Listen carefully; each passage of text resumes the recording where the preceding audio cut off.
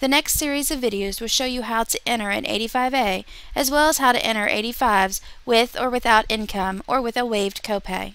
Although the basic steps are the same, each of these examples will be displayed as an individual video showing the process from start to finish. So let's begin with how to process the 85A KTAP authorization. To begin with, we need to determine if our client has a case in KICS. Our client's name is Mary Jones, and that's who we'll search for in KICS. Because Mary Jones is a common name, we will narrow our search by county. Our search brought up 3 Mary Jones in the Fayette County area. We want to verify if any of these Mary Jones is our client, and we'll do so by checking Social Security. Mary Jones' Social Security number is 123456789. And it doesn't appear as if any of our Mary Jones brought up in the search have the same social, so we will start a new case. Once you have started a new case in KICS or located the client, you will then move to the eligibility main page. If you had started a new case, as I have done here, you will automatically be taken to the eligibility main demographics page. When choosing an interview date, whether from the search page or at the eligibility main screen, it is fine to use the date that the 85A was received, even if the actual start date is earlier. KICS will adjust to the date based on what is entered in the authorization screen. At the demographics screen, you will want to enter information contained on the AKK0 for address and phone number. Include active household members and their information as well. If the case is already created in KICS, be sure to activate, deactivate, or add household members as appropriate. Remember, you can get the birth dates, social, race, and marital status from AKK0. You may need to check with your local KTAP worker to find out what the different codes mean so that they can be translated into KICS. Once you've completed entering all demographic information for the household members listed on the 85A or the AKK0, you would then move on to the authorization screen. This is the authorization screen. Here is where you will enter the specifics for the authorization. We can see that both children are being authorized for childcare. Therefore, we can click this button and add authorization. Here we will need to enter the CAMES case number contained on the 85A. You will recall that the case number is the client's social followed by a letter. Once we've entered the CAMES case number, we're going to select our authorization, which is Kentucky Works program. We know this because the 85A indicates that the client is not working at this time, and AKK0 is not showing any earned income. Kentucky Works means that the client is not gainfully employed. If the client was working, they would be under KTAP working. Here we will select our eligibility type. We only have one option, which is TCCN, and that's associated with the Kentucky Works program. Our authorizing office is the Fayette County Family Supports, and we will enter the DCBS authorizing worker, who is the person who sent the 85A to you. And we can see that our DCBS worker's name is Susan Smith. The authorization start and end dates are the dates indicated on the 85A. As we can see, our start date is January 17th, 2011 and goes to December 31st, 2011. Once we have entered the start and end dates, we will save the authorization. From here, you will complete the interview as normal, adding information provided from the 85A or AKK0 as appropriate. We have already established that our client is not working, so we'll move on from the employment screen to the unearned income screen. Here is where we will enter the grant information that the client is receiving from KTAP. On AKK0, we can see that our client is receiving a $262 cash grant amount on a monthly basis. We will need to add that information in this section. First, we will select Add New Income. The income type, which is KTAP Cash Assistance. the paid frequency, which is monthly, the start date, which is the start date of the authorization, and the amount, which is $262. We will save this information and move on with the interview. Our next screen is for training and education. Our 85A does not indicate that our client is taking any classes. Therefore, we will move on with the interview. We are now at the eligibility process screen where we will assign eligibility to the children. We are choosing TCCN as that is the KTAP eligibility option for this case. You will notice that our eligibility start date is January 17, 2011, the same day that's on the 85A, even though our interview date is January 27th. Additionally, our end date has moved to January 3rd, 2012. This is because December 31st is a holiday weekend, and January 3rd is the next business day following that weekend. Our reason for care is going to be KTAP without earnings, and then we will select Next. At Eligibility Summary, we have one last chance to check that everything that we have entered is correct. You may notice that the income has remained 0 and will until we have finished with the interview. We'll verify that all other information is correct and hit Finish. At the Documents Needed screen, you will choose No Documents Needed for each child in the case.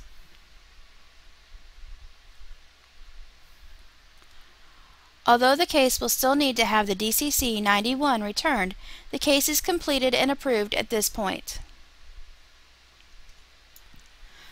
From here, you will move to the Forms page and print the application. At the Forms page, you will want to select the application from the list and print it by requesting the form here. The application will open on a separate screen with the 91 attached. Once you have printed the application and 91, you will want to sign them both. The application is placed in the case file and the 91 is sent with the DCC 90F to the client for signature.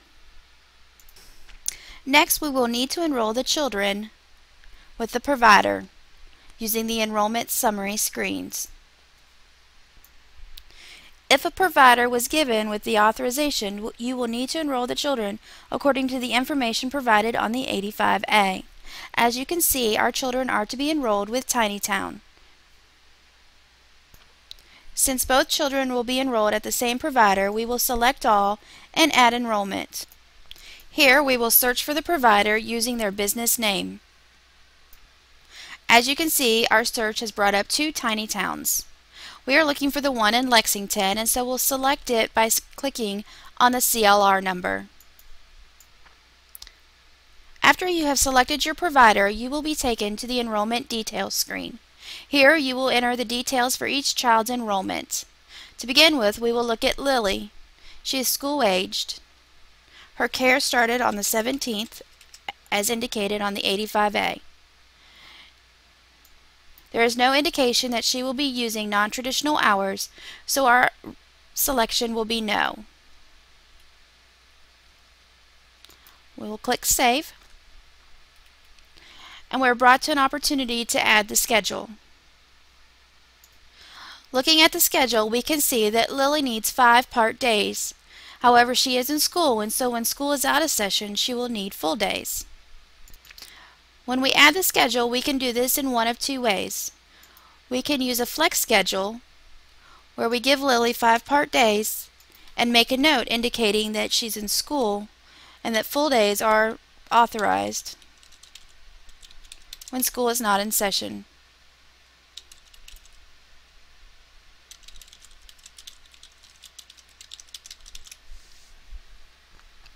Or we can use a school schedule. For this case, I'm going to be using the school schedule. We select our service area, our school district, which is Fayette County, and what kind of care we need when school is in or out of session. When school is in session, we only need part day, which is coded with a number 2.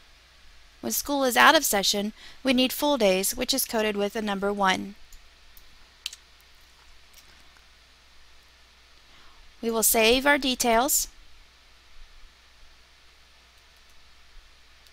and move on to Timmy. Again, his care will start on the 17th of January, and he too has non-traditional hours. Save. And as we can see by the 85A, Timmy needs 5 full days of care. Again, we can do this one of two ways. We can use the flex schedule, giving Timmy 5 full days, or we can use a weekly schedule, which I will be using for this case, that gives 5 full days during the week. We'll save the schedule, and we can see that each child's enrollment has been saved. From there, we will move back to the enrollment summary screen. Before we can create the certificate, we will need to allocate the copay. To create the certificate, we click on the provider's name under Certificates. And because this is a new enrollment with a new provider, we will need to get a 94C attached to the 94. From here, we will click Create, and the certificate and 94C will open in a different screen. You will print the 94C and send it to the provider for signatures. Now that we have finished entering the information in KICS, we need to send the client a 90F for the return of the 91 and a 105 advising of case approval. To begin with, we'll fill out the DCC 90F. On this form, we will include the case number, the date we're sending the letter to the client's name and address. In this section down here, we will let the client know what we are requesting and the due date. The client does have a total of 30 days to return the 91. However, on the 90F, we will request it within 20 days. We have marked Other and request the client to please sign and return the enclosed rights and responsibilities form. And then we reiterate the due date of being February 16th, 20 days from the day we're sending the letter. Don't forget to add your own information down here. Once you've completed the form, you will make a copy for your files as well as one for the client. The client will also be receiving a DCC 105 advising of case approval. You will fill out the top section with the information from the case, including the date that you are sending the 105 to the client. You will need to let the client know that their child care assistance has been approved in the time frame for which that approval lasts. You will also need to let them know what their copay is and when that is effective. You will inform the client of the children that have been approved for child care assistance, and then you will fill out the bottom section here indicating the number of members in the household, the total income, the total deductions, and the total countable income. Don't forget to include your own information here. Once you have completed the 105, you will make a copy for your files and one for the client. You will send the 105, the 90F, and the 91 to the client. From this point, you will need to enter your case notes according to the approved format. Verification will either come from AKK0 or the 85A.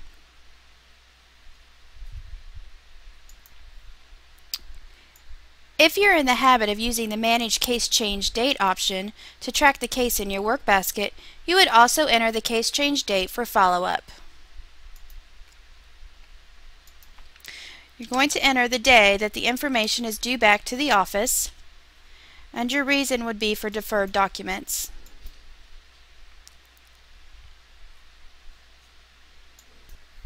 If the client fails to return the requested information within 20 days, you will then proceed with actions to terminate the case, including emailing the DCBS worker to inform them of the impending termination. This will conclude how to process an 85A in KICS.